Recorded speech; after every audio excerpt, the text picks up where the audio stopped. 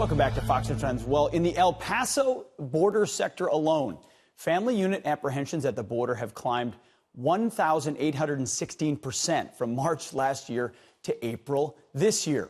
Earlier this month, Border Patrol said it apprehends nearly 930 people there a day.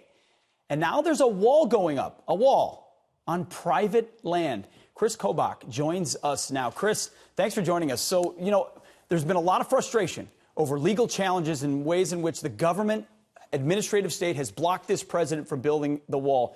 You are building it, and you've got an exclusive for us on Fox and Friends. Tell us about it.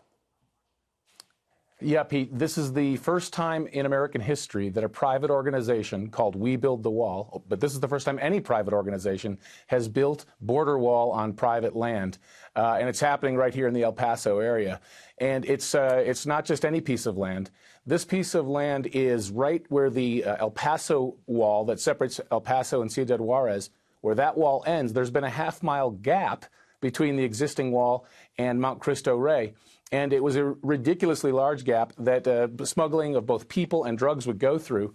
But get this, the Army Corps of Engineers said that piece of land is too rugged to build on. You can't build there. Well, We Build the Wall proved them wrong, and the wall has been going up over the weekend. We're working 24/7 over the holiday weekend to give America a present on this Memorial Day. Let me get this straight. So you've been spending Memorial Day weekend literally building a wall in a gap in our border on private land. The walls, is it almost done?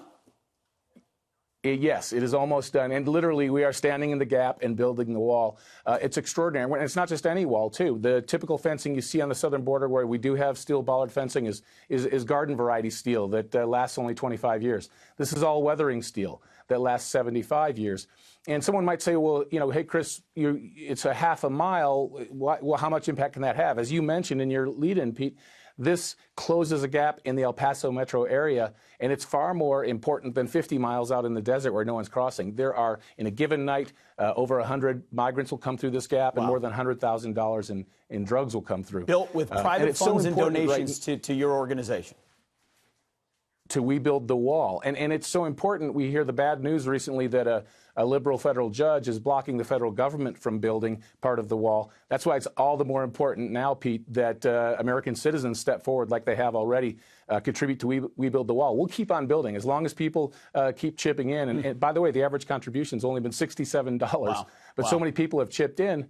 We've got this project. This is the first one, and we're already getting ready to start the second one. Super cool. Well, a lot of us were busy this Memorial Day weekend, not as busy as you. Congrats, and we look forward to future progress. Thanks, Kris. Thank you. Thank you, Pete.